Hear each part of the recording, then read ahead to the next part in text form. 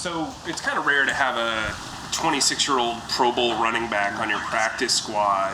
What have you noticed about Jordan Howard and how he's approached kind of being on the scout team and also now working with you guys? Yeah, one thing that just stands out to me about Jordan is his work ethic. Whether he was on the scout team and, not active, he worked just as hard as he is now, and it's really going to show. And, you just look back at some of the tape from 2018, 2019, and some of the runs he had, and he runs hard, and he's a great player, and we're excited to have him back there, and, we know he's capable of making plays. Jack, what happened on the snap where they said it grazed your hand when you were pulling?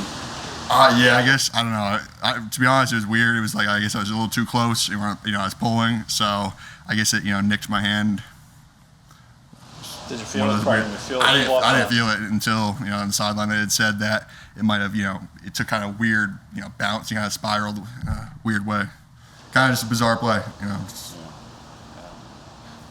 Why do you think Nick's teaching has resonated with a lot of the young players, at least from what we've heard this past week?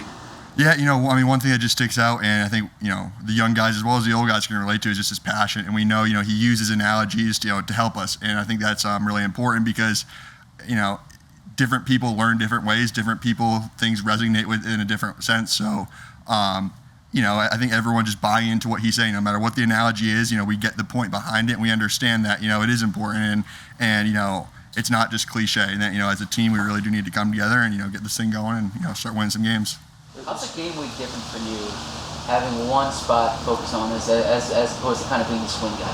Yeah, it's always different, and that is the one thing is, even the first week back was, I practiced all week at guard, but then I played tackle. So it's kind of one of those things where, even watching film, I focus on guard and, my reps and, going back and watching practice, but also, taking a peek at the other positions and seeing how the other guys are, across the board for them, in the front seven. But, even though I'm playing one position, it's still important to work on versatility and, be ready for anything. How do you do that, like managing your time? Because obviously you have to devote most of it to guard, but...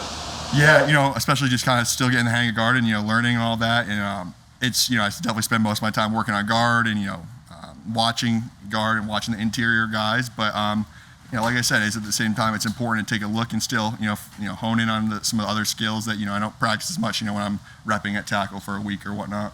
How much has Brandon Brooks helped you on that? Is he around? Does Brandon help kind of in the background? Yeah, no, Brandon's been great. Anytime he sees something that I might not see or, I might not feel yet, he's always helping me out and, coaching me on what to expect. And just things that'll help me out. He's been a guy who's done it at such a high level for a long time. The fact that he can sit there and help me, is great. And any of that stuff helps, and just try to get better each day. What you learned about Kelsey playing next to him versus before when you weren't that close to him that you didn't know before? He's so quick, and that is something, it's obviously everyone knows, and he's, one of the best of all time. And he just, you play next to him, you really get that feel of like how quick, and, he just his passion. He plays so hard every play, and that's something that, we all admire too, and, try to, emulate. But, he's also so smart. When you're at tackle, it's a little bit different. At guard, you're part of making the calls and whatnot. You just see, he can see things that, are hard to see. And, he's been around and such a smart guy and done it for so long that, he knows what's coming, before the plays even started. What are the conversations with Kelsey? What are they like? Our technique or?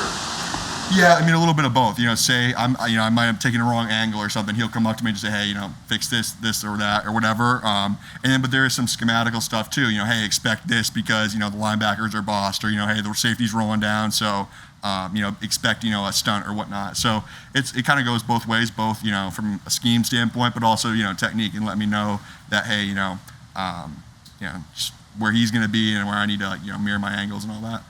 There seemed to be more of a concerted effort to run the ball against Las Vegas.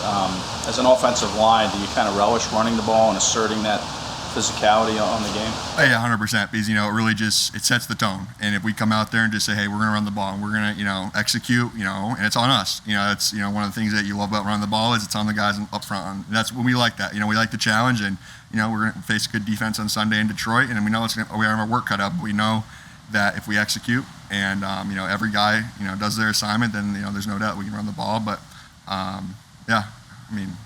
nothing more than a line likes than to run the ball. Sets up a lot. Where do you sit on the bus when you drive over the games? And Bus? To be honest, I've switched all over the place. We have assigned buses for some of the travel stuff with all the COVID and space restrictions, but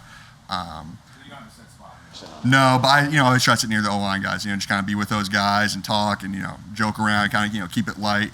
Not on the way to the game, but on a Friday or Saturday, I should say, to the airport, and just kind of be with those guys and have that bond. It's important. Are guys doing anything in the locker room for Halloween? I don't know yet. That's still TBD. I don't know. I guess I haven't really thought that far in advance, but it's coming up. Rodney talked the other day about watching tape on the ride back from Vegas, 4-hour flight. How much tape did you watch of that game Sunday on the way home? Yeah, watch the whole thing, and it's always tough, especially after a loss, because it's it's kind of resonating with you. You're thinking back on I always think back on the plays in my head, and plays I did right, some of the plays I messed up on, and then just watching it. It's tough right after the game. It's like I said, after a loss, but it's if you want to grow and get better, it's something you have to do and something you have to embrace, and just understand that not no one's going to play perfect. No one on either side of the ball. We're on special teams, but it's about getting better each time and going out there. And for me, every time I go out there, I learn from the last game and try to be more confident and be improve, so I can just keep taking steps and helping this team win games.